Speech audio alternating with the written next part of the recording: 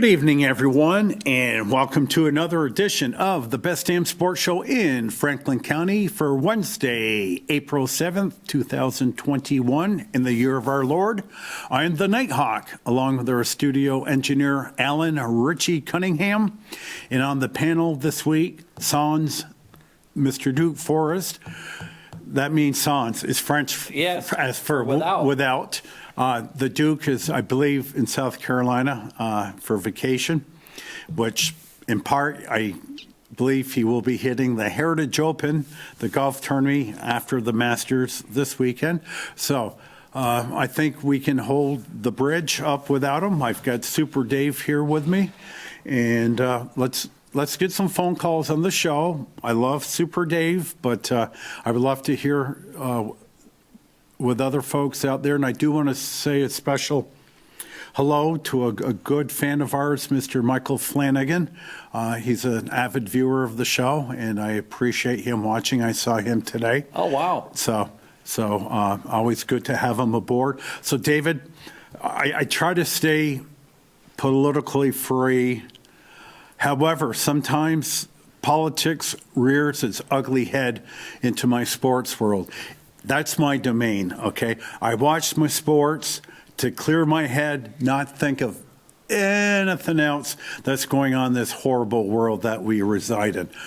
But when this past week, when the gutless, and no pun intended, the ballless Rob Manfred, the commissioner of Major League Baseball, decided to pull the All-Star game out of Atlanta, Georgia, due to the quote-unquote Jim Crow voting laws that the governor enacted, which is completely fabricated, if I'm being nice, but I'm not nice. It's a total lie. When the president, Sleepy Joe, came out and said, and I quote, "These are Jim Crow laws, shutting the polls down." On steroids. Shutting the polls down at 5 o'clock. Wrong. That's not happening. In fact, their polls are open longer than New York State. You can vote for up to 10 days before the election. As a matter of fact, the new rules they put in place are much easier than what we have here in Vermont. Exactly. And when Sleepy Joe said, what? No water, no food for the people standing in line? He's slightly correct. What the measure has is, say David is the head of the Democrat Party down there in Georgia. David Handy cannot go pass out sandwiches or pass out bottles of water. If your buddy comes down and gives you water, the American Red Cross is down handing out water, sandwiches, fine. They do not want any political cronies handing out any food/beverages out there. It makes perfect sense. So a complete lie. I hate liars. So now, the city of Atlanta, minimum, I don't have my exact fact. At least 60 or 70% black. So they move it to Denver, which is about 90% white. You're exactly right, 10% black. So they're just playing stupid politics here. And what the state of Georgia has done is exactly what the other 49 states do. Now, the whole irony of you can tell, David, I've been stewing. The freaking president of Delta Airlines, which is based out of Atlanta. Okay, David, before you go on an airplane, what do you have to show to the airlines? What? Your ID. What, David? Driver's license. A picture ID. Oh, so the president of Delta Airlines is complaining that in order to vote, you have to show a picture ID. Yet he makes me show a picture ID before I can board his plane. I don't get it. What? Come on. The whole thing is so ridiculous. It's basically, well, I'll tell you what I did. I canceled my MLB subscription. Wow. Okay. And between the NBA and MLB and football's only hanging on only because of Joe Judge for me, I may have to find a new television show because there's hardly any sports I'm going to watch. Yeah. I canceled MLB. And when I called up the guy I was talking to, a very nice fella, asked him just incidentally, I said, hey, are you getting a lot of these? He goes, I'm swamped with them. Yeah. And he goes, and I'm sure I'm going to get a lot more tomorrow. Yeah. And the what's happened, of course, I put out my, I have a little string of my golf buddies, and I put out there today that I said, the trouble with sports is I'm just like you are, Hawk. I want my sports to entertain me. If I want a sermon, I'll go to mass. Mm-hmm. And it started innocently enough. If you go back, to the 60s, with the, let's say the 68 Olympics, with the guys in the Black Power salute. That was John Carlos and Tommy Smith with the Black Power. And throw in a guy like Ali, who was politically. Yeah. Though we just watched the other day, to deviate, just watched the Joe Frazier, they were on ESPN, the Joe Frazier-Ali fights. And they make Ali out like he's some hero and he's the greatest guy. And he called Joe Frazier an ugly gorilla. Yep. He called him an Uncle Tom. Yep. He called him every name in a book. Yeah. And you know what? Joe Frazier was a decent man. I think he was only married once. Good father. Yes, he was. Ali, on the other hand, about 10 kids from about 8 different women. Yep. A real scumbag, to excuse my French. But we put him on the pedestal, and Joe Frazier gets nothing. Yep. It's because Joe Frazier didn't have a big mouth. Right. Yeah. Yeah, Joe wasn't educated, and he certainly zero charisma, no flamboyancy. But Joe, from Philadelphia, was a very decent, solid individual. Yeah, so anyway, it started, and there were, when you watch, that interview with Bill Russell and Faraday, and when Bill Russell says when he was first with the Celtics, he couldn't stay in the same hotel as the guys. I get it. Yep. All right. But we've gone way past that. Oh, yeah. And what's happened now is all of your sports and all of your media and all of your entertainment are controlled by the same clique. If you look at ESPN, they also own Disney. They own ABC. Yep. If you look at NBC, they got the Golf Channel. They've got 4 or 5 different stations. CBS, Showtime. There's about 4 or 5 of them that are they control everything. And they don't want to entertain us. They want to re-educate us. Yep. Like what the Chinese, the re-education that they're trying to give us is more onerous than what the Chinese are giving those refugees. Yeah. It's too much. Yeah. I'm asking for very little. I'm just asking for the sports people. Leave me alone and let me just watch a game. All right. Let me be infuriated by a called third strike, okay? Don't let me get infuriated like watching NBA game. And, of course, they changed third tune last year with all this BLM matters or logos on the court, guys wearing T-shirts, and their ratings dropped literally 75%. And it's risen a little, but they lost a lot of viewers. NBA game. Right, I'm done with them. I'm done.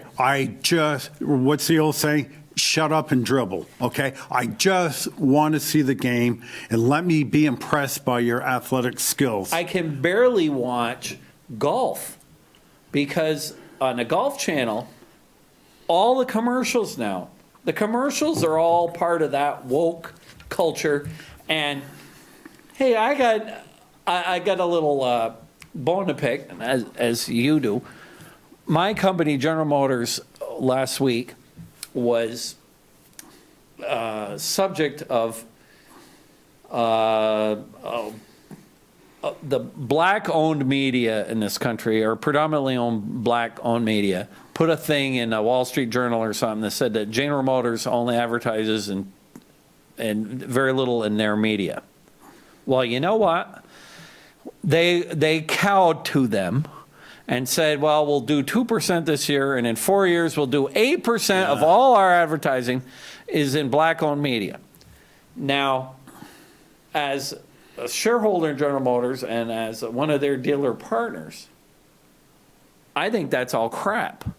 Because what I think is that they should do with their television, with their advertising money, is they should put their advertising money and spend it in such a way that it garners the biggest return for the company. Yes, they're in business to make money. Period. So if the Super Bowl is, if they think that the Super Bowl is a good place to put their money, put your money in the Super Bowl. And if this black media can prove to them that these customers that watch the black media are going to buy their products, then fine. But it's just this whole race baiting thing all over again, and it's all too much, and it's just gotten right out of control. And the baseball thing, it makes me puke, and I'm not going to drink any more Coke. I'm not ever going to fly on Delta. Yeah. And it's the only way that I can show my disgust with them. And I'll give you one more thing. Well, let me interrupt you about Coke. Coca-Cola chairman / CEO went on video. He's not even an American, and he's preaching to me. Hey, I'm sick of these. Coca-Cola, see ya. These millionaires, not millionaires, they're multimillionaires. These ball players that are getting $10, $20 million a year preaching to me. Yeah. And how awful the world is and what a bad country we've got. I can't take David, it. Here's how I think, how I feel, and feel free to call me stupid / naive. When people tell me there's so much racism in the country, I just sit back and scratch my chin. I say, is that so? Instead of making a blanket statement like that, give me names. Give me names. Give me names of people who are racist. I want to hear these racist people you're talking about. Who are they? And what companies? What companies are racist?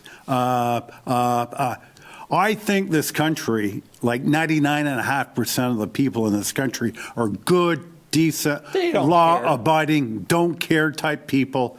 Okay, the only color that anybody should be interested in is green. Absolutely. Am I making enough money to support myself, support my family, and enjoy a decent lifestyle? Well, this woke culture has infected everything. My daughter works for a company that's called Milliport Sigma.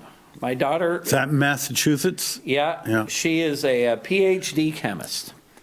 And quite proud of her, but she has to take, and they're a division of Merck in Germany. Yep. The Merck in the U.S., the Merck in Germany are not the same. So anyway, she was showing me, she was up last week with her new baby. She was showing... Wait, hold it. Is there such a thing called an old baby? Yeah. Are old babies new? Yeah. Okay. So anyway, she's showing me this video that she has to watch about harassment and diversity. And you know what they use for an example? They show the guy is saying that he's very happy and he's going to go to a Trump rally. And they point him out as the guy who's the bad guy. Now, and I've seen enough of these, and General Motors they're on a bandwagon with all this diverse crap too. And it's the same thing. Not once do you ever see the bad guy saying, oh, I'm working for Antifada. We're going to go burn down some stuff. And we're going to go shoot some white people. Yeah. No, it's all, everything is tainted that way. And it's infected, the whole thing. But see, luckily, I think there's a lot more people that don't say anything. because they don't want to cause trouble. Well, what does Richard Nixon call them? The silent majority. There you go. And even here in Vermont, and I think, hey, I tell everybody, I don't think that I'm racist. Hey, when I grew up, my dad is very dark skinned, and my family being Lebanese, and when we were at my grandmother's house for Easter or something like that, and you'd have saw us in today's world, they'd have called the SWAT team because they think that Bin Laden's crowd, and they're all speaking Arabic. Yeah. They and so you know what? And in the old days, we had everybody here, and not everybody had it easy. It's been that way since the Mayflower. Whoever comes after always is a little bit, they got to earn their spurs, let's say. Yeah. Well, when you look at what all these immigrants did and how they've made this country, just look at, hey, I'm half French Canadian too. When all our ancestors came from Quebec, my grandfather came down in the back end of a flatbed truck. And all these French Canadians were living in Winooski and Burlington. Do you think the people here really liked them? Mm-hmm. I'm sure they called them names and everything else. And you know what they did? They just worked harder and made their place. And everybody realized, hey, we're all people. Just earn your share of the American dream. You know what's funny? I remember back in the 60s, I thought we were giving Canadians a derogatory term when I called them Canucks. Well, in 1970, Vancouver got an NHL franchise, right. And they Montreal Canadiens, and they're the Vancouver Canucks. So I'm not sure what Canuck means, but just getting back to Georgia for a half minute. Very simply, there's so much free handouts now. If somebody in the state of Georgia does not have a picture ID, I have no qualms of giving out free picture IDs. I think if you go to DMV for a non-driver's license, what's it run you, 15, 20 bucks? So say a person doesn't have 15, 20. I don't care if the government of Georgia says it's on us. We just want legit votes. Now I'm not going to brag, but as a student of American history. Well, you graduated as a history major. And I've read a lot of stuff. I just got done reading a book on John Marshall, who was considered the greatest Supreme Court justice of them all, the first guy who really made his mark. Two interesting things from that. Number one is, you know how everybody was complaining about Trump sticking Amy Colby Bryant in over the last year? John Adams nominated John Marshall 2 weeks before his term was up. Okay. All right, 2 weeks. Yeah. Not a year, yeah. 2 weeks. Yeah. Okay. But what I'm getting at is the founding fathers, our Constitution was set up in such a way to protect the rights of the minority. That's why we have the Senate, because the small states have just as many senators as the big states. And that's why we have a Supreme Court. We've got 3 branches of government. And in no other system does a minority have as much protection, because what the founding fathers were afraid of was mass democracy. If you go way back to the Greeks and Athens and all that, when it gets too big, democracy is not a good thing. It's okay for Fairfield town meeting, but it's not very good for New York City. So what we have is a representative type of government, and where you pick representatives to do this stuff. And the founding fathers, they didn't give the right to vote to everybody. Right. At first, they didn't give them to women. You had to own land, blah, blah, blah. And they kind of felt that the people that were voting had to be special. Well, now everybody gets a vote, and I think it's a damn shame to think that you can't at least come up with a driver's license. Because just in my house, I had 7 ballots this year. Mm-hmm. Okay, now I've got... And it's just you and your wife, Carrie. Just me and Carrie living there, but I had 7 ballots, and I've got 3 of my guys that live out of state. Well, I could have very easily filled those out and put them in, and I'll guarantee you the city clerk in St. Albans wasn't going to call up the city clerk in Hollis, New Hampshire to see if Emmy Gardner had voted or not. And all they do is they take the ballots and they put them through the scanner. Yeah, yeah, yeah. And they don't check where they came from. Yeah. And I don't think it's too much to ask that you're at least a citizen of the United States or a citizen of the place where you live to go to go vote. And when you think of all the hundreds of thousands of Americans that have died for that right, Yep. and to think that the least you can do is show up with an ID and that's called racism, I don't believe it. Yeah, and again, President of Delta, for me to get on the airplane, first thing I have to do is show a picture ID. So what's good for the goose is good for the gander. You may need to have an ID to go anywhere with your COVID. Because I got my, they may have COVID passports. See, I got mine. All right.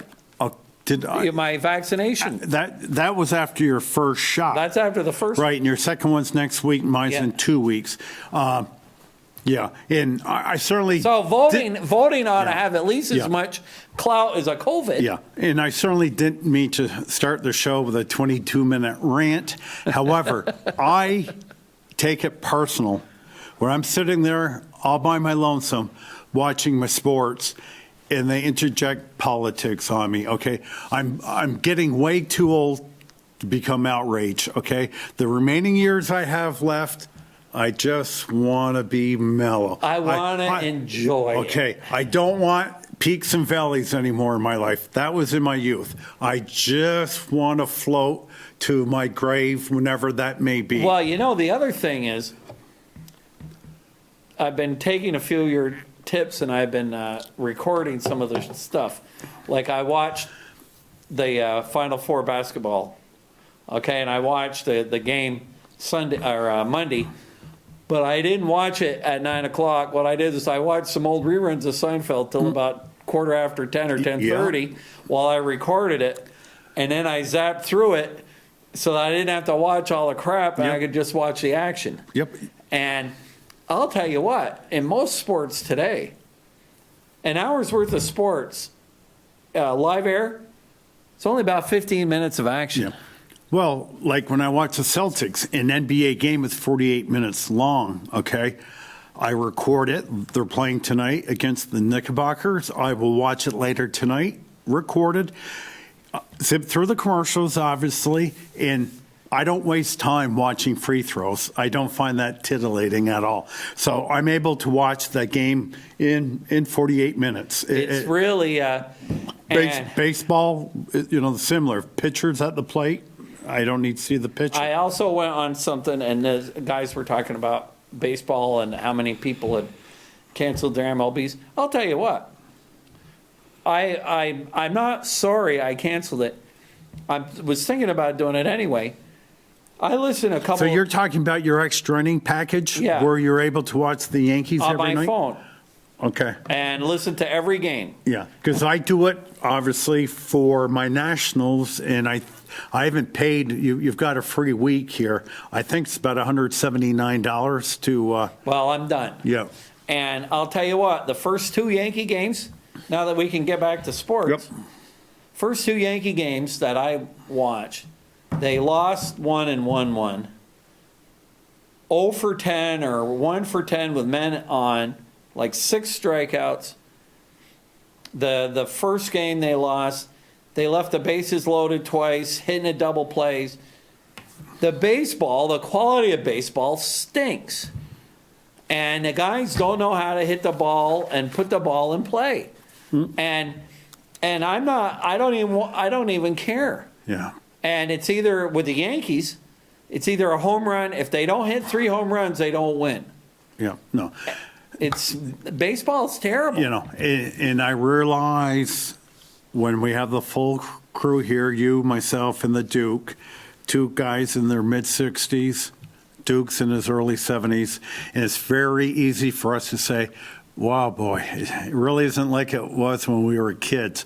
However, like Duke was saying a couple weeks ago, basketball is not the same. It really is not Well, anything close to being as enjoyable as it used to be, because there's so few passing in basketball, so much three-point shooting. Well, I would disagree with you a little bit. Feel free to disagree. The UCLA Gonzaga game was one of the all-time greatest college basketball games ever That's right. played. David, would you like to know how much NCAA tournament I watched? You didn't watch any. I didn't watch anything. I'm sick and tired, and I'll call it corporate college basketball.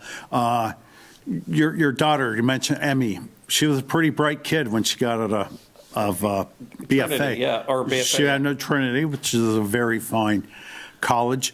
But what would your feeling have been if you applied Emmy to Duke University, one of the great schools in this country, a private school, and they didn't let Emmy in, who I'm sure had at least a 4.2 GPA coming out of BFA, and they let some guy in to play basketball, and his dormitory was packed by the second week of March, and he was out of there. And come find out, his classes were Sandbox 1 and Wheelbarrow 2.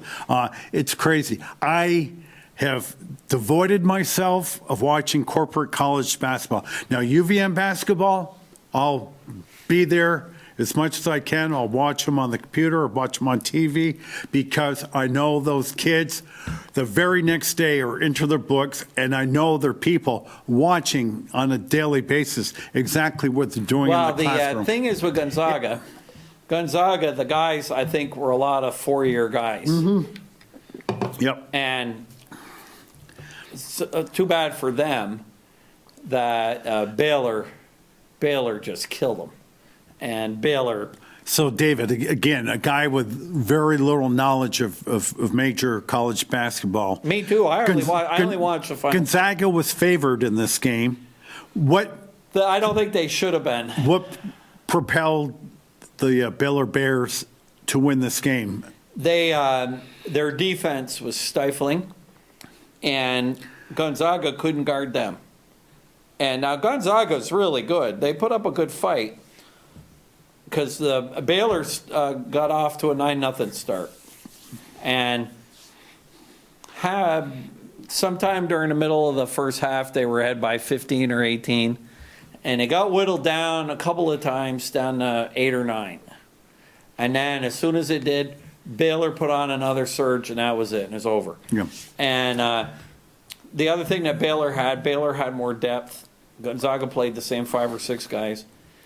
A lot of the experts think that maybe Gonzaga was pooped from the game before against UCLA, which was just a fantastic game. And overtime game, Christian Laettner-like.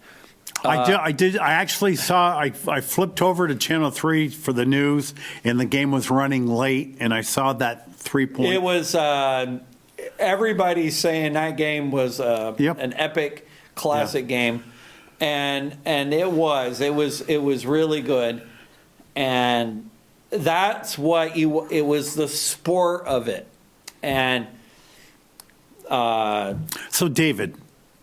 But it was good basketball, and they moved the ball. Baylor could really shoot. Baylor made a lot of threes. So I am going to say what I always say after a major sporting event.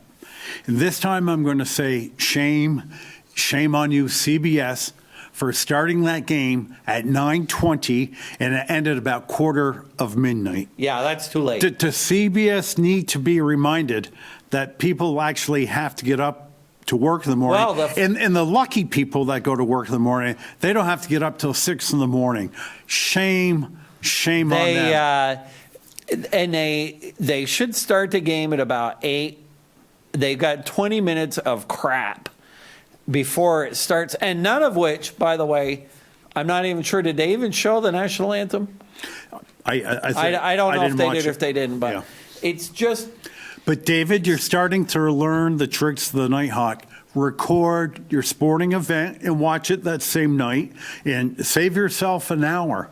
Oh, well, what I do is I save myself the angst of watching all these terrible commercials that are also preachy. Yep. And, I'll give you an example. The AT&T commercial, they got a big disclaimer on it.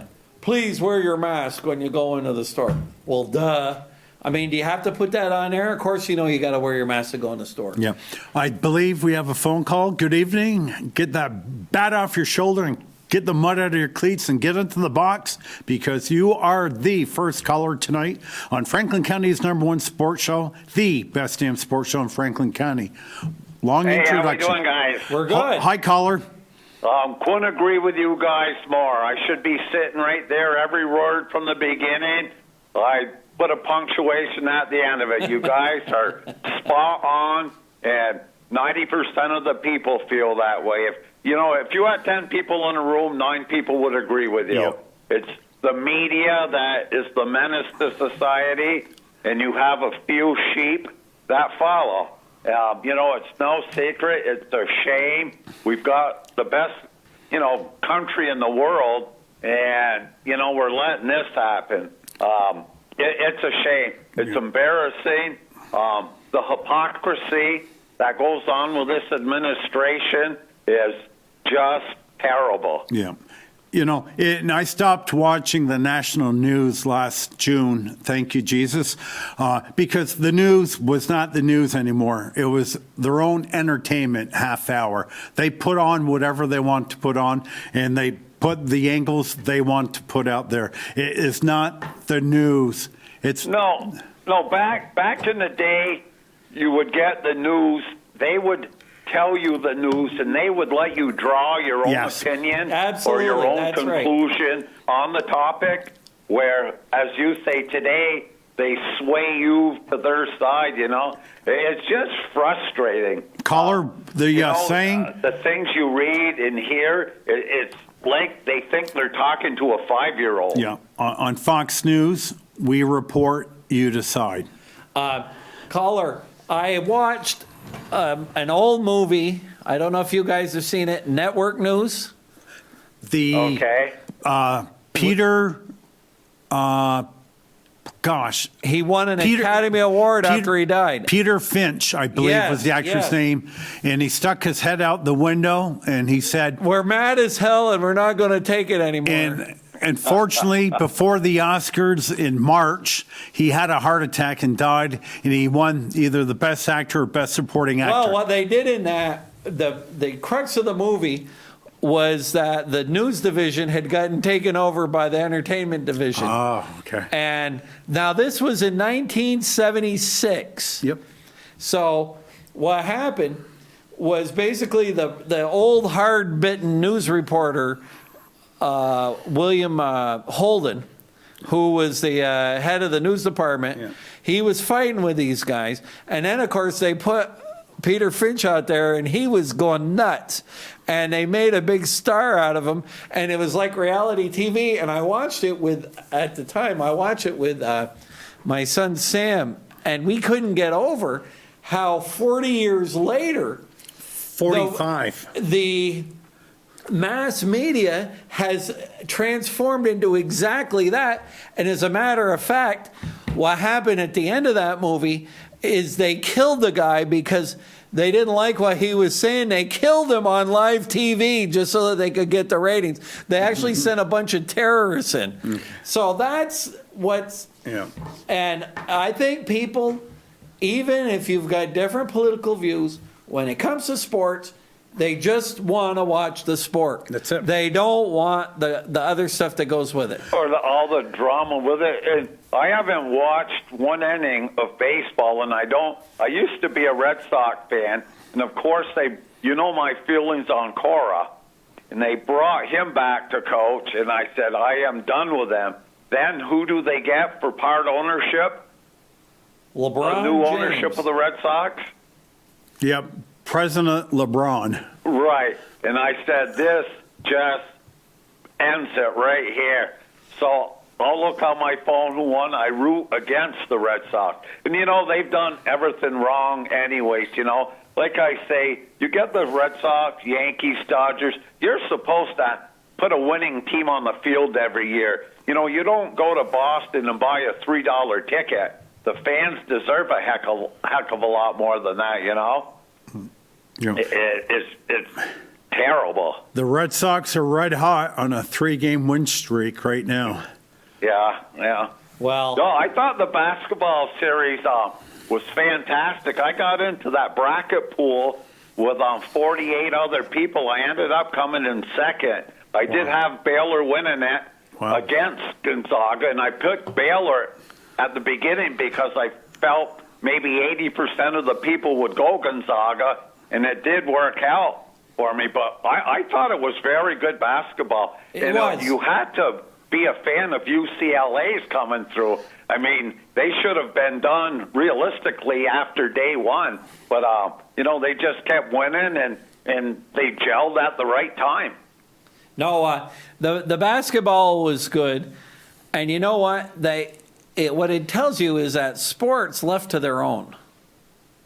The actual competition is really what you want, and though I am afraid that the little guys really, the deck is really stacked against them. Because it ended up with Baylor won and against Gonzaga, and Houston was Houston a number 2 seed? Yes.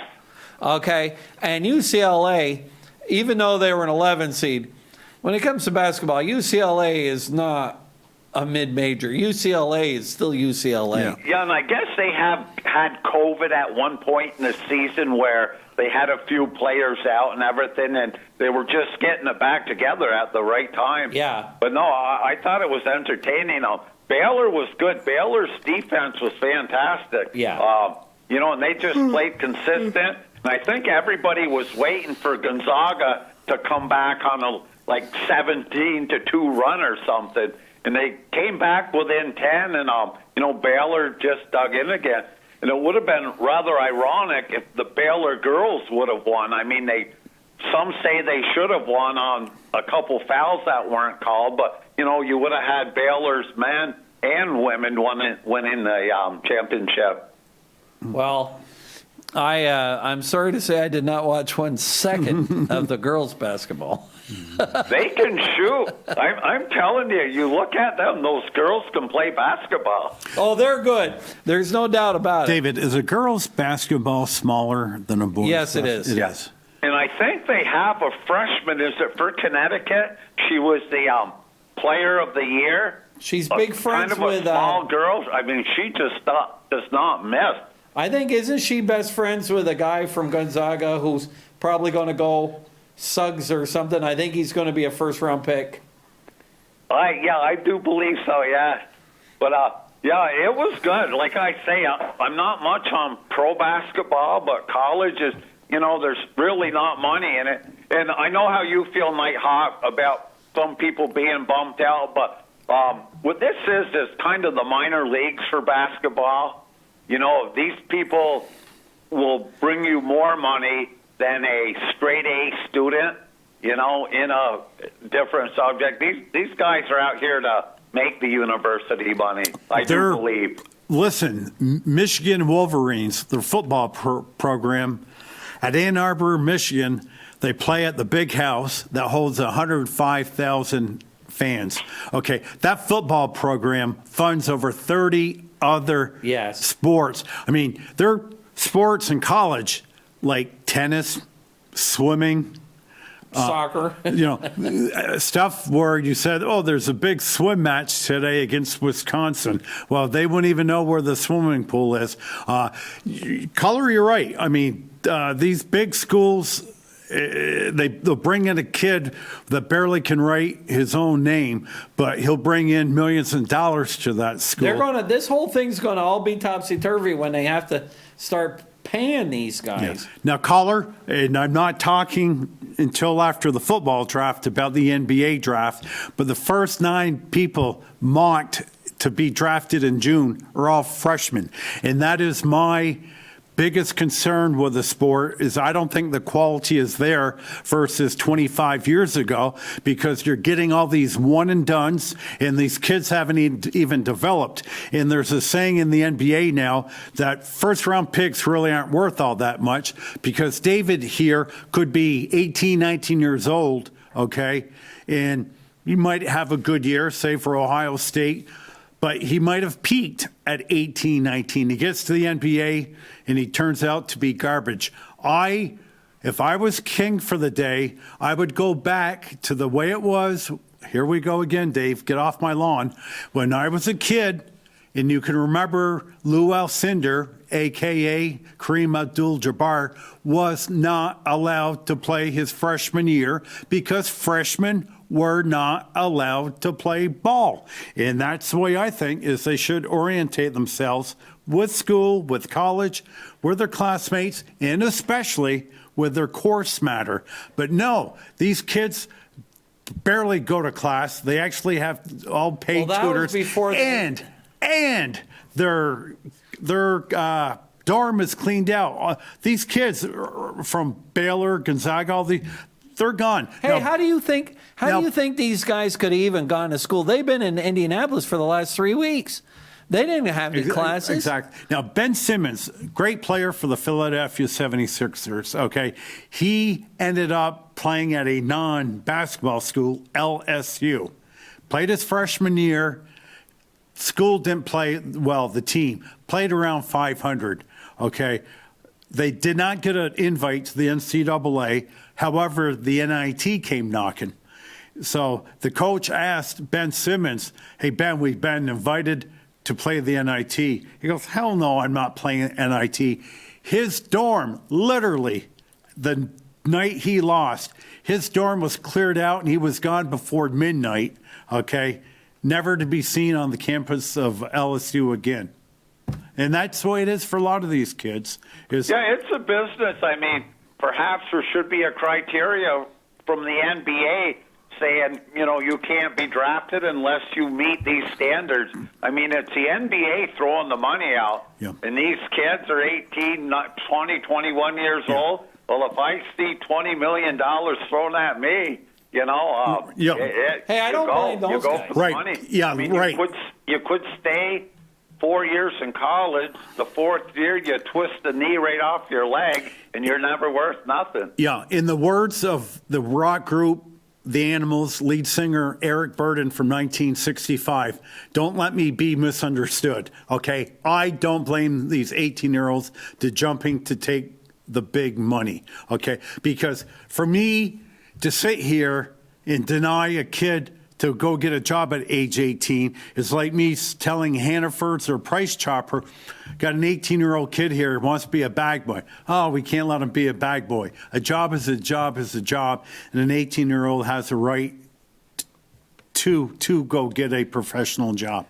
But it's really regressed the sport of college basketball. UVM is UVM, okay? The America East Conference they have, all those schools are actually there first to get an education, okay? Nobody from UVM. Of course, we do have one guy. Anthony Lamb.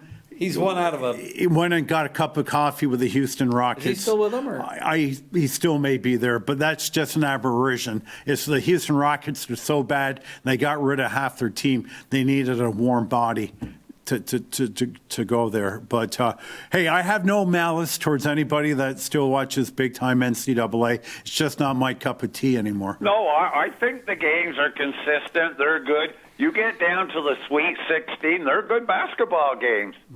Yeah, they are. One last thing there. What did you think about the Jets trade? I thought they got a fair deal. They got a second, a fourth, and a sixth. I think a sixth rounder this year, the second, the fourth. Darnold wasn't going to start. Everybody knows that. So to get a second-round pick for a backup quarterback, and Carolina's already told Teddy Bridgewater, told his agent, feel free to look for a trade because we're going to work with Sam, and Sam's going to be our man come September. So a fair trade. Quarterbacks come at a high premium. It's interesting where the Niners jumped up to number 3 a week and a half ago. And the name that is being bantered around, when we started talking draft back in January, we talked Mac Jones, quarterback of Alabama. And of course, me, he's all right, but, Dave Handy could play for Alabama. That's a football factory. So at the start of the draft caller, he was a second-round pick. All of a sudden, I remember seeing him like down near 30th in the first round. He kept creeping up. Then we actually saw him go to number 15 to the New England Patriots, which might be a good home for him. Now all of a sudden, with the Niners picking 3, and their coach Shanahan, is it Kyle Shanahan, who's a really cerebral coach? He wants the cerebral quarterback. So all of a sudden, Mr. Mac Jones will be the 3rd pick in the upcoming 2 weeks. What's the date? 3 weeks from tomorrow night. Really, because I had seen where Bill Belichick went to his pro day, and he wasn't that impressed with him. Yeah. Said that his arm Well, was you're that talking good. about the same Bill Belichick that took N'Keal Harry 2 years ago. Yeah, he's been kicked to crap for that, too. Instead of taking DK Metcalf. Yeah. Bill Belichick. I watched one pro day. The kid that I thought quarterback was fantastic there, the kid from Ohio State. Justin Fields. Oh, was that guy good? He's got the physical tools, receivers, too. they run different routes and this and that. And that kid was spot on every throw. Yeah. He may be the sleeper. I mean, he's rated, 3rd or 4th best quarterback? Yeah, he was like number 2 for the longest time behind Lawrence. All of a sudden, the kid from BYU, Zach Wilson. He's going to be the new Jet quarterback. And he's got good-looking kid. He's got a ton of personality, and he's got a rocket for an arm. Will be picked number 2 by the Jets. So Fields went down to number 3. Then all of a sudden, as I mentioned, the Niners have kind of fallen in love with Mac Jones. So and Trey Lance is still out there from North Dakota State. So the bottom line is there will be 5 quarterbacks picked in the top 10. Do you think because of the trouble that Carson Wentz has had, that's probably hurt Trey, the guy from North Dakota State? Because isn't that where That's Wentz where came Carson Wentz played. I thought Carson Wentz was better than sliced bread. His second year with the Eagles, he got hurt, but he would have been 3/4 of the way through the season, my MVP choice. His body is just. I just thought Carson Wentz was going to be the best quarterback in football, and it turned out to be a big a-hole. The players on the team hates him. He had 0 leadership ability. They benched him last season, and they jettisoned him to the Colts. Yeah, So- that whole team fell apart. The GM to the coach Yep. to the players. It was a very toxic team. They've got to start over. Now, with 5 quarterbacks going, that plays well for the Giants, picking at number 10 or 11? Number 11, and I've been harping on trying to get Rashawn Slater, offensive tackle out of Northwestern. However, there's a kid linebacker, Micaiah, what in the hell's his name, from Penn State. Micaiah Parsons? Yeah, Micaiah Parsons. He's a linebacker. He does have a checkered past as far as his personality is concerned. He's gotten into some off the field issues, but he said, I was younger then, I've changed, I'm blah, smart blah, now, blah. yeah. But I'm one of those type guys, you can't change the spots on leopards. Hey, the worst guy in the world was LT, and he turned out to be okay. Yeah, Lawrence Taylor was... Right, and you want to play with a little attitude, Yeah. you know? So Parsons could be the pick, and I'm glad Duke's not here because he thinks I'm an idiot, the hours I put into this.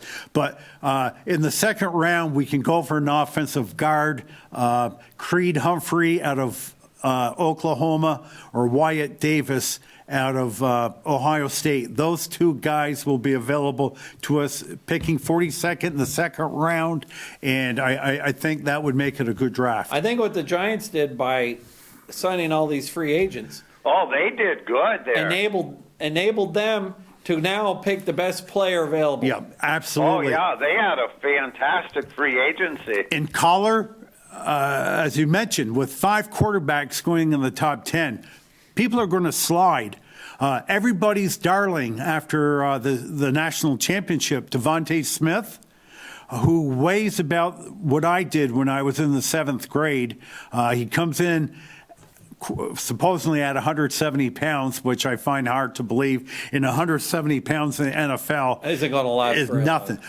He more than likely will be available to the Giants. Jalen Waddle, also from Alabama, could be the best receiver, probably will be available. Jamar Chase out of LSU will be the first receiver picked. But again, we're going to get a pretty good I read pick. something today too on this on the Darno trade. If the Jets hadn't traded him, he's up for a new contract.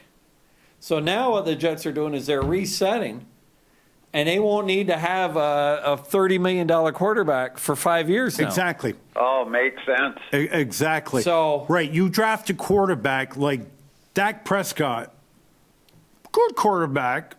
I wouldn't go as far even as call him very good. He's never won anything ever.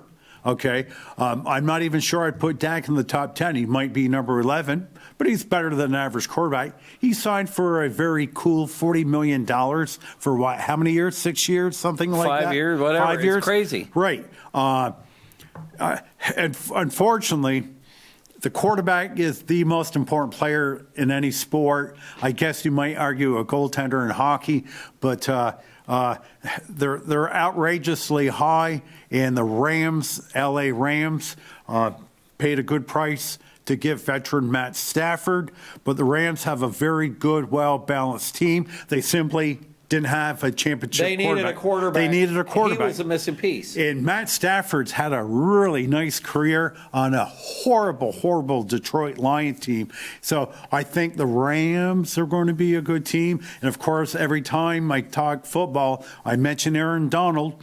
In my humble opinion, top 10 all-time greatest defensive players in the history of the NFL. And he was named again 3rd time in the last 4 years as the Defensive Player of the Year, which is pretty good when you're a defensive tackle. Yeah, it is.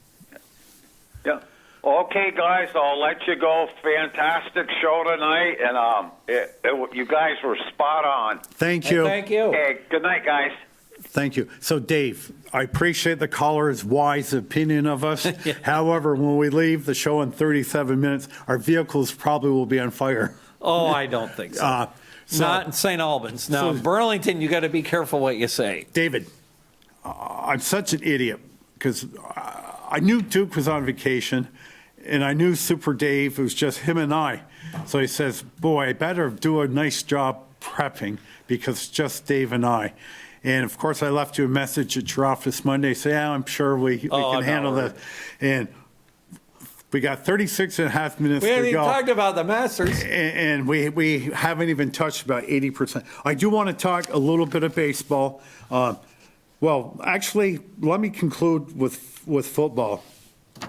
There are 22 women and one guy, me. I will admit, I gave Deshaun Watson a massage last summer, and he rubbed himself against me. So it's 22 women and one guy. So, David, this is one ugly mess.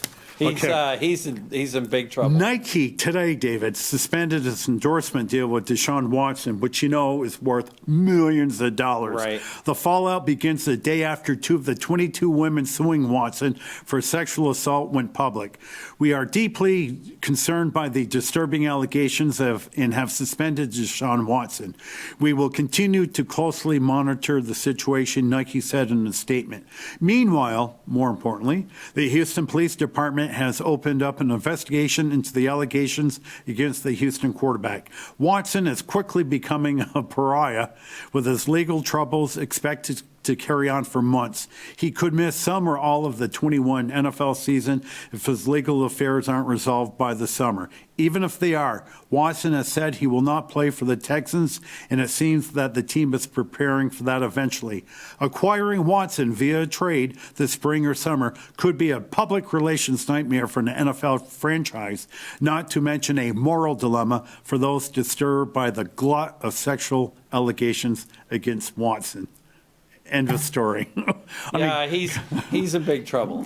22 women, and again, 2 actually went out in public. Well, you'd think a guy like that, he doesn't need to go to a rub and tug. He can go. He's got a beautiful wife or girlfriend. He can get all the women he needs.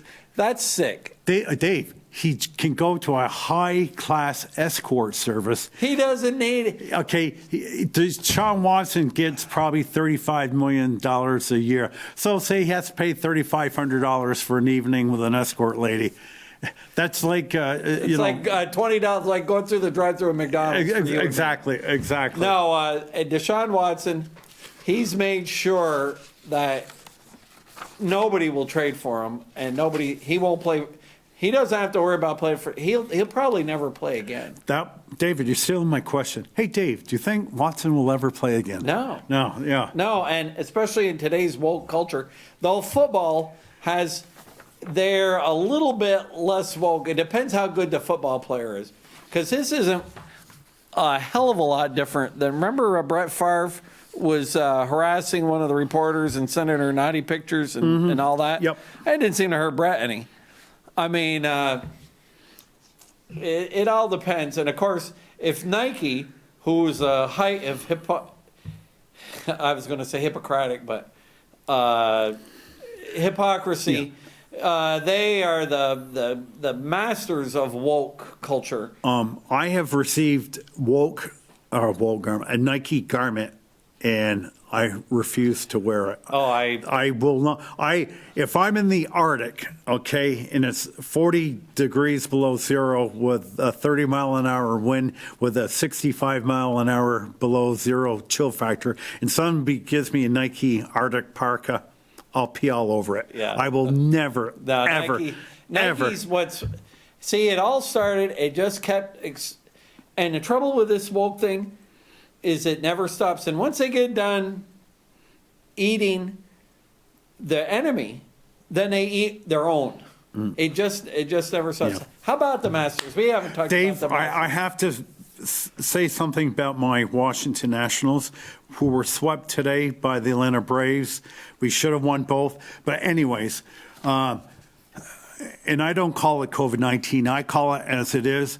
9 members of the Washington Nationals have the Wuhan virus, or have it, or have been in direct contact with somebody who has it. So 9 players did not play in this opening series, and 9 players won't be flying out to L.A. tonight to play the weekend series against the Dodgers. We had to bring up 9 minor league players to play the division winner Atlanta Braves. We won yesterday, should have won both today. And before I get into those names, just to show you the difference, our first starter of the game was a guy by the name of Eric Fetty. He was our first round pick in 2014, 14th or 18th overall. Okay, he's been up for coffee numerous times since 2017. He got lit up for 5 runs in 1 2/3 innings. I never want to see this guy back in uniform. I don't care how many people have the Wuhan virus.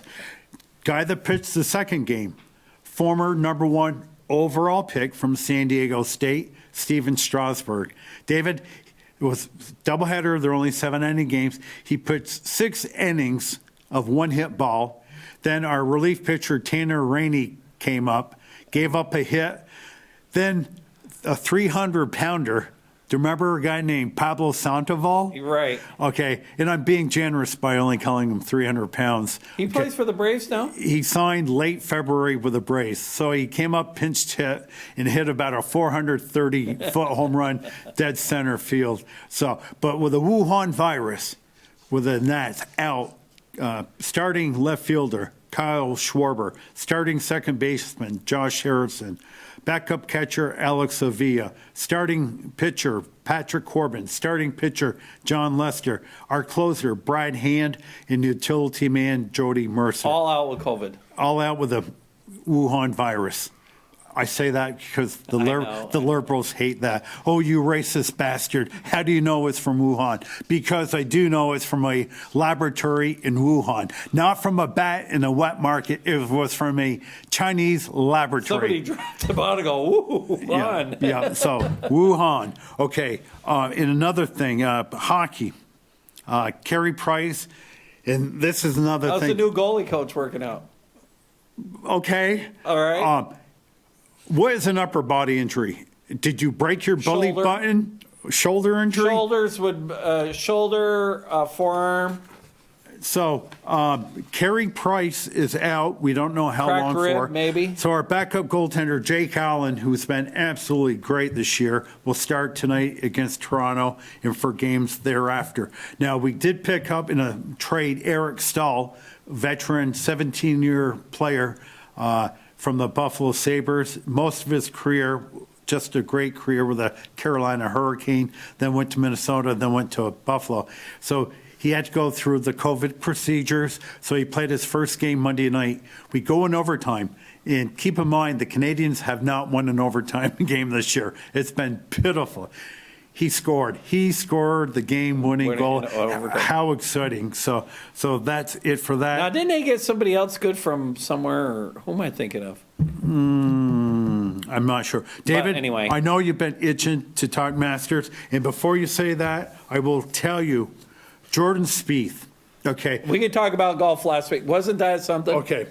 And again, I'm immersed into taxes, and you're lucky I'm giving my time to you, buddy. Oh, perfect. Right now, so you're a lucky guy. However, Hey, I'm not lucky. The people of Franklin County are lucky. right, 4 years ago, Jordan Spieth, thinning hair and all, okay, in his early 20s, guy was unbelievable. Okay, you had him, another guy that's fallen off the planet, Jason Day from Australia, and the kid from Ireland, Rory McIlroy, who is barely on the radar anymore. Ricky Fowler, too. Thank you, Ricky Fowler.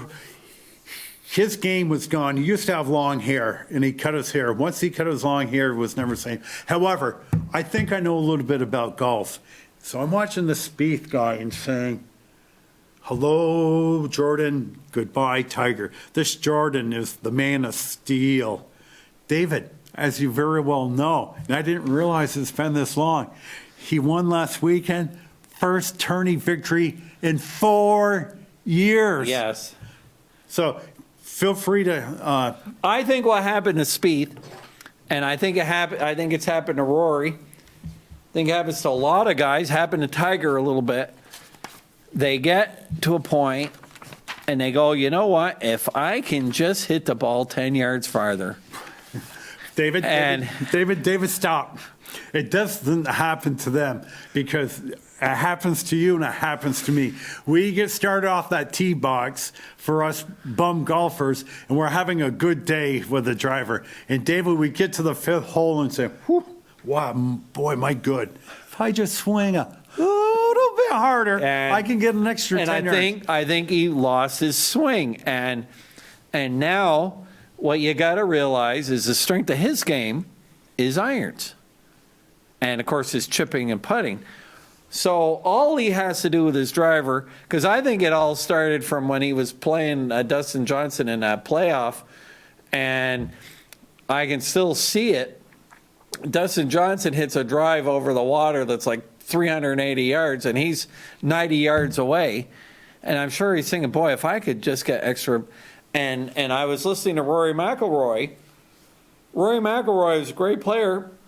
He's a mess lately because he's been trying to emulate DeChambeau. Okay.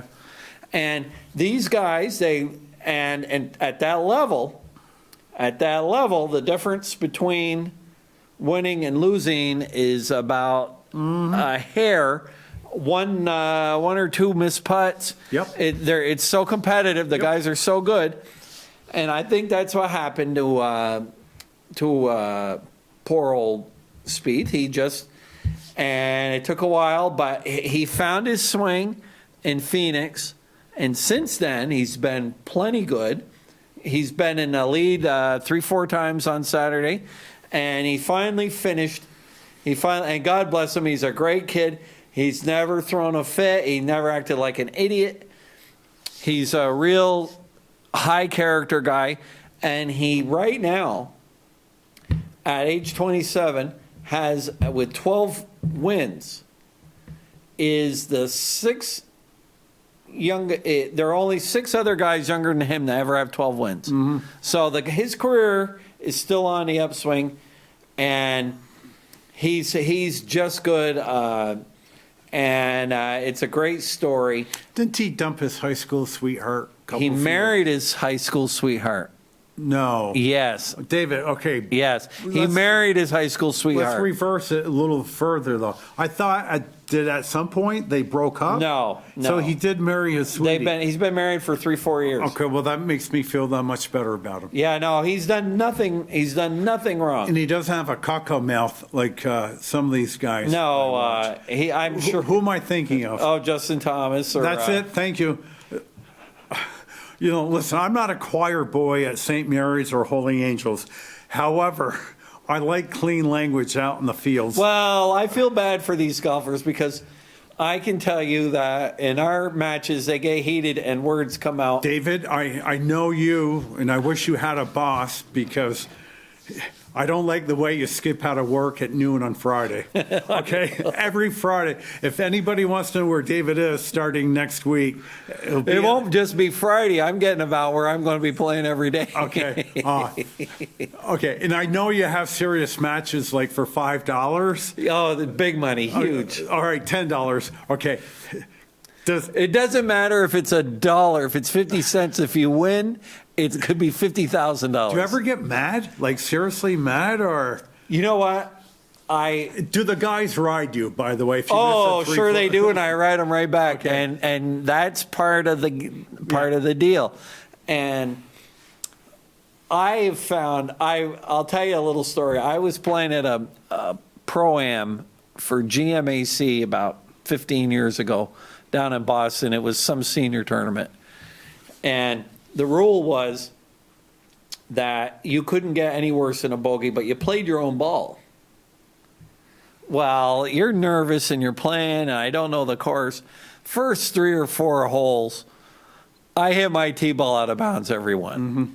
Were you feeling it, David? Oh, I was a mess. Yeah. So finally I hit some, and I take my club and I throw it. And the pro, whose name was Lonnie Nielsen, says, you know what, Mr. Andy, you're not good enough to throw your club. And I've never forgotten that. And I use that once in a while to somebody else when they're, and I don't know if it's a yoga or old age or what, but stuff doesn't really bother me too much. I have a really hard time getting really mad. Now, if I miss a 2-footer for a birdie that would have won the match, yeah, I'll sputter. But even then, I'm not going to be sour about it. I hate it when you're playing golf with guys that are so mad all the time that you're walking on eggshells. Mm-hmm. And we've all played with these guys. Yep. And it's not fun. No, yeah, everybody, you hit 3 balls and you hit 2 in a row out in the woods. You know what you do? You just laugh about it.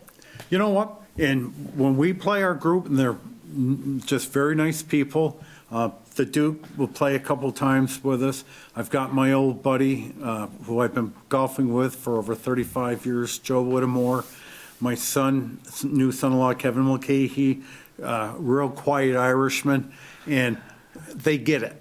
They get score might be the 5th most important thing on the list. By being self-employed, I don't get a chance to talk to other people during the course of the day. Kevin, during this pandemic, is working on the house. Joe's retired. So it's nice to see. So we yap about everything. Okay. And boy, when it gets September, and I don't, I've been golfing in Champlain forever. David, I'm still walking down the fairway, not even thinking about my next shot. Oh, Joe, look at that tree. Yes. Aren't the leaves beautiful It's- over here? And you start off 3 holes, you're not playing well. And boy, I guess I really suck tonight. Well, I'll be back out here in 48 hours, and I'll turn it around then. And one thing David, you play all sports. When you play hockey, you know what level you're going to play. You play softball, you know what you're going to hit for the year. But that's the fun of golf, the inconsistency. Oh, you never know. And it's not just us bums at Champlain. Look at the pros, and that's what I tell people. A pro, you look on a Thursday, they might shoot 67 on Thursday, and they might shoot 82 in their pros. But it just, and that's what I tell people is. Well, that's one of the great things about match play that I really enjoy. You get a 10 on a hole. Means Who cares? It's one hole. It's just one out of 18. Yep. But when you're playing stroke play, you get a 10 on a hole, you're out of the tournament. You just lost the tournament on one hole. Yeah. And the fun thing, too, about golf, David, you could have a day where you strike the ball, you'll never hit the ball better the rest of the year than you just hit tonight. However, your putting sucked. Yes. Okay? It's just your drives were great, Yeah, your who knows? approaches You were don't know. great, and you end up like, what? That was how many 3 putts? Oh, and that's the fun. And there's other nights you absolutely can't strike, but you get up on the green and you're just hitting the putts. Well, I have an expression, water seeks its own level. Yeah. And if you go out and you birdie the first 2 holes, you know for sure that you're going to get a 7 somewhere. Yes. Or if you've had a 7 first 2 holes, maybe I'll get a birdie or things will even out. And it's just like Seinfeld when he was even Steven. Stuff works out. It really does. And I tell people the Chinese could be sending a nuclear missile on its way. If I've got like a 160-yard shot and the missile's on its way, I could care less about that missile. Let's see, do I use a 7-iron? Should I go to a 6? Well, the other trouble what should I hit here? The other trouble with golf is sometimes you just think too damn much. And you overthink the Well, shot. I remember Dr. J telling me about people overthinking a putt, which is so true. He always told me, look at your putt, read it once, and you go with that first read. Hit it, and it's, Yep. yeah. Yeah. And I'll tell you something about Dr. J. I would say I can't think of anybody, except maybe Jeannie Horrigan, that plays a faster round of golf. Yeah. Yeah. And Yeah, he doesn't waste time, does he? no, he's 18 holes in about 2 hours. Yeah. And I'm very guilty of, like my buddy Joe. Joe, come here. What? I'm having a hard time reading this putt. You read this for me? Yeah. Okay, just hit it the right side of the cup. Oh, okay. Thanks, Joe. So I line up my putt. I said, he's crazy. There's no break there. I put it right in the middle of the cup. The last second of breaks left. If And he you'd have goes, done what he told you. didn't you just ask me to read your putt? Yeah. Yeah. Didn't I tell you to put the right? Why didn't you? I didn't see it, Joe. Well, you asked. I told you. So, Well, now that we have the Masters coming this week, they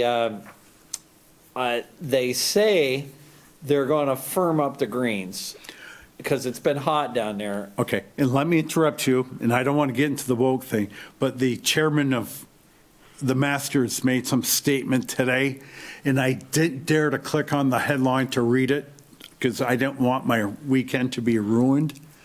So he got into the fray himself. They've been kind of, and in a way, I think they've done a lot of good. Like I watched last week the 2019 Women's Amateur that was played at Augusta. I think it's good that Augusta realizes that they are, let's face it, they're the St. Peter's Basilica of golf. And so what they do matters. So they realize that it's not just a little private club anymore for a bunch of rich guys from New York City like it used to be. Yeah. They represent golf. So they've been trying to be more inclusive. I like that they let the women play there. I understand this thing with Lee Elder, letting him hit the ball. I mean, but too much of that, just play the game and let things, because you know what? The great thing about golf, there's no racism. The ball doesn't know what color you are when you hit it. Yeah. It goes in, it goes in. If it goes out, it could care less. And there's, just let the game take care of itself. David, you brought the term color up. I've been meaning to ask you this for the last 7 years, and I keep forgetting. When the colored ball came around, early 80s maybe, I can't remember exactly, I saw that and I said, whoo, boy, is that cool. Look at those colored balls. I said, that is going to put the white ball right in the grave. I couldn't been any more wrong. The only ones that even have anything, you get a little bit, sometimes some of the old guys play the yellow ones. Yeah. Now, for the most part, I play with a colored ball just because I can see it better on the tee. But the pros, everybody plays with a white ball. I like a flaming orange ball too. It looks great up against the blue sky. But I really truly believe that people are going to be playing all with colored balls. No, I couldn't. Just because it's so cool looking, but it didn't catch on. Go ahead, I interrupted you. No, I read that the greens are going to be fast. They don't want a low score this week. I think it's going to be about 10 under, probably about it. And I picked in my pool, I picked Dustin Johnson, I picked Spieth. I think I picked, David, you know who always plays well? Hideki Matsuyama always plays pretty good in the Masters. the top 5, 1 through 5, they've got Dustin Johnson. This is Las Vegas odds. Jordan Spieth, the man, Bryson DeChambeau. I've never seen a body like that in my life. The well-in-shape guys have a V, okay? He's solid. it's one solid muscle. I don't see how he can last. That violent swing has got to take its toll sooner or later. Now, you've been to a chiropractor before, correct? Only once. Just once. Now, and I probably told you this before, years ago, down in Wilson, I had a chiropractor. And of course, they always ask you about your daily life. And I said, I golf 4 evenings a week. Golf? What are you doing golfing? Well, I like it. She goes, are you crazy? I said, there is nothing worse for a back than swinging a golf club. That is such an unnatural act for the spine. You really should be giving up golf. And I probably said, well, ma'am, I think I'd rather be dead. So Yeah. DeChambeau was 3rd. Mr. Dirty Cockamouth, Justin Thomas, is 4th. And I think he's from Germany. John Rahm Rahm is from Spain. is 5th. Rahm's very good. Then your friend from Ireland, Rory McIlroy, is 6th. See, I don't know how they can take McIlroy. McIlroy's been just awful lately. I think he's still a ways from being straight. But hey, you never know. Yeah. But I think the guy you got to pick is Dustin Johnson. I was just going to say his mentality out there. You don't know if he's in 2nd place or 20th place. Okay, he's almost robot-like, which is a good thing. It's a compliment. He's got game. Yeah, He's got game. and how's his girlfriend? She got game. She's got game. She got real game. Yes. Yeah. She does look good. Yeah, and she's old too, David. She's up to around 36 now. I'm not sure if she's that old or Well, she's check your 33. tweet machine, but I think she's a Siri, how old is what's her? Paulina Gretzky. Okay. Or a Paulina Gretzky. Siri, how old is Paulina Gretzky? 32. She's 32. How He's- old is Dustin? I think he's 36. Okay. Siri, how old is Dustin Johnson? 36. There we go. So I had their age mixed up. Yeah. So. No, she's young. But opposites attract. She's a wild child, and he's Mr. Conservative, real quiet, and all that. And they've been together for about 10 years now, so it seems like the relationship is working. So Dave, I think Wayne has helped him a lot. I think in his younger days, I think Dustin was quite an animal. well, Dustin was a cokehead and had to leave the tour for a year to clean up. And wasn't he fooling around with somebody's wife or something? One of the players' One of wives? the players, yeah. Yeah, probably. Yeah. Hey, you know what? I read the other day, completely off subject. It was like the 40th or 50th anniversary of the wife swap between Mike Kekich and Fritz Peterson. Absolutely. Cleveland Indians, they swapped wives. No, they were on the Yankees when they did it. Were they the Yankees? Yes. Okay. Well, I thought it was the Indians. Those swinging 60s. Can you check your tweet machine? I swear they were on the Indians. No, I'm positive that was the Check Yankees. with your tweet machine, David. Were Fritz Peterson and Mike Kekich on the Yankees?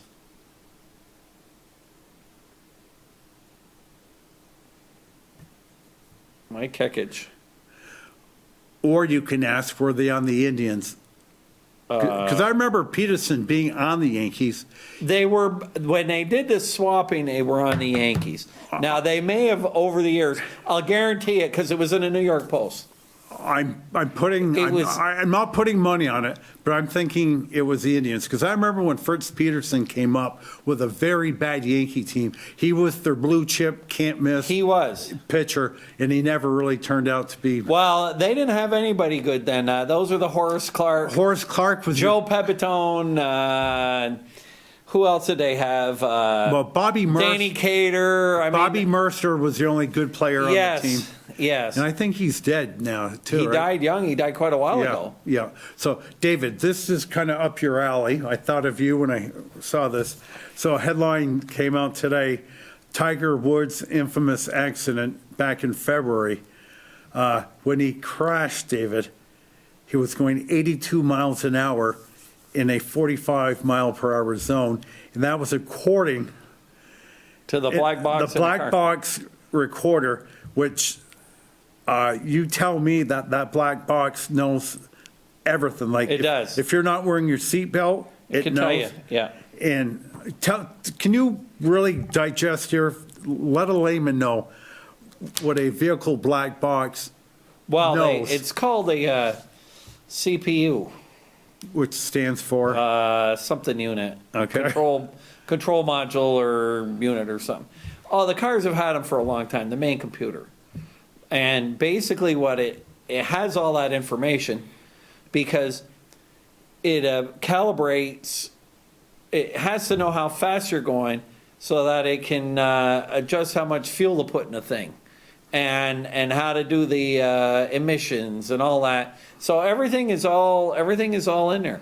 And when your check engine light comes on and we put the thing on it, it'll tell you.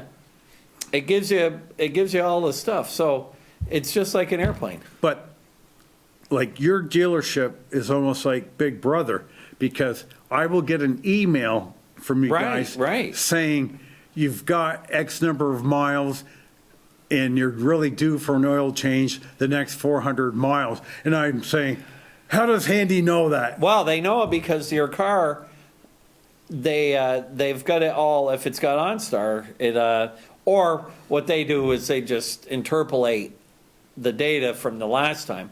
But what's come next, the next phase, are going to be what's called on-air updates. Like my cell phone, every once in a while, it'll say, plug it in tonight and we're going to have an update at 2 o'clock in the morning. So if I plug it in and they update it and they may change all the fonts or they may come out and download a bunch of crap that I don't want or change things. Well, the cars now will have that. A lot of times with recalls, especially emission recalls, something needs to be recalibrated. So before you'd have to drive it in the dealership and have the guys hook up the machine and recalibrate it.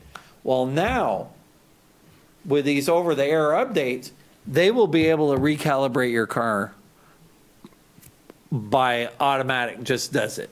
So if I hit a tree head on, that black box will Knows tell how fast you're going. So you can determine whether Yes. it was an accident, possible suicide, like you don't. They can tell if the brakes were on. See, Right. with Tiger Woods, he never put the brakes Okay, on. so you don't even have to read the road for skid marks. That black box will tell you. Right. So either I fell asleep or B, I committed suicide. Yeah, they. And the thing with Tiger Woods, it said he was going 83 miles an hour when he went off the road the first time, and then he hit a tree or median, and that was at 75. Okay. And so he went from 75 to nothing after his rollover. What do you, it was, he had to get up early in the morning and do a TV thing. Do you think he fell asleep? Is that your?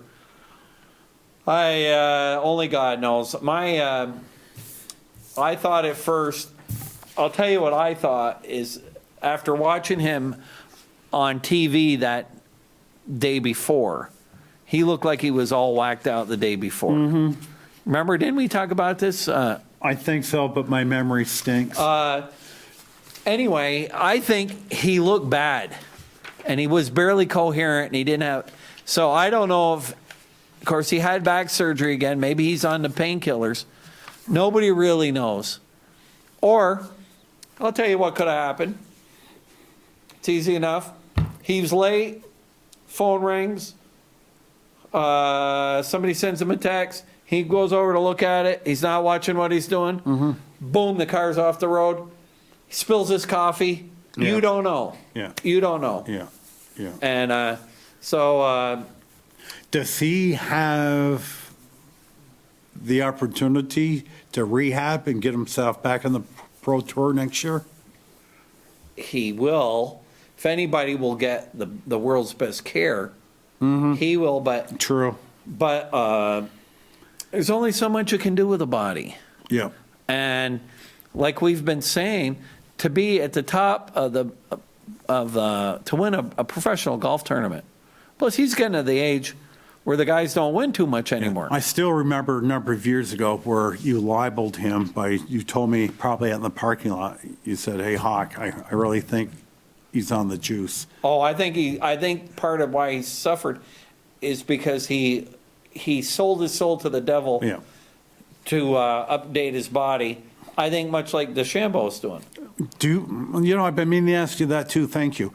Do you think DeChambeau's got some foreign substances in his body? I don't know. I don't want to cast aspersions. It's not up for me to decide. I hope not, because I like his personality. I think he's a smart guy, and I think maybe if anybody did it clean, he probably did. But you look at Brooks Koepka, another muscle guy. Mm-hmm. One thing after another. These muscle guys, golf wasn't meant to be played all muscled up. But David, back when we were kids, half the golfers had bellies on them. Sure they did. They look like, and you look at Phil Mickelson now, he's a little doughy. That's what a golfer's supposed to look Lee like. Trevino, body looked the way I look today. Yeah, okay? Joe, Jack Nicklaus was a fat kid. Right. Back in the 60s, his nickname was Fat Jack. Yeah. He was a tub of lard. The skinny ones I can remember with Chichi Rodriguez from Argentina. And you know what? A lot of Gary those guys, Player from South Africa. Now, Gary Player was a real fitness buff. Yeah. He did like 1,000 sit-ups a day. And, Yep. Johnny Miller was a skinny guy. Of course, a lot of those guys smoked cigarettes. Mm-hmm. I remember them smoking on the golf course. Yeah. And those cigarettes will keep you skinny. Yeah. Yeah. So we got a minute and a half to go, David. Well, that went by as fast as possible. David, they have two of the Pulitzer Prize ace-winning journalists here during the show. Listen, you mentioned on the show last week when I wasn't here that the playoffs or NHL playoffs are around the corner. A year and every other year, you've been correct. They're still 6 weeks away from the playoffs. The season isn't ending till mid-May, and the Vancouver Canucks, David, have 18 of 22 players on the active roster are listed on the NHL's COVID protocol list. They haven't played over a week, David, and they don't know when they're going to play again. And there's been even talk about the Canucks shutting their whole season down. NHL definitely wants to get them back to be playing, but they're going to end up playing a ridiculous, like 5 games in 7 nights type thing, which is not good for them. I think I will close shop right now. And actually, David, I had a good time tonight. Yep. Thank you for the entertainment. That will conclude this edition of the Best Damn Sports Show in Franklin County. For our studio engineer, Mr. Alan Ritchie Cunningham, for my good pal, Super Dave Handy, I am the Nighthawk. And remember, everybody, I'm going to tell you, a library card is free. But knowledge, it's priceless. See you next week.